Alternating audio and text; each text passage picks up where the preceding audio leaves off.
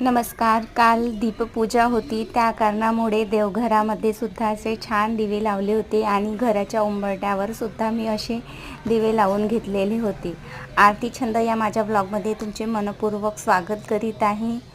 पूजेसाठी मग नैवेद्यास भजे आणि लाडू वगैरे असं बनवलेलं होतं. नैवेद्य देऊन झाल्यास लगेच काव्याने प्लेट घेतलेली आहे. नैवेद्य व्हायची ती वाट पाहत असते.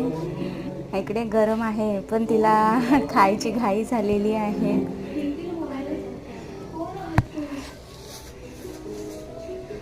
पूजा झाल्याबरोबर ती इकडे किचनमध्ये तिची लुडबुड चालू असते.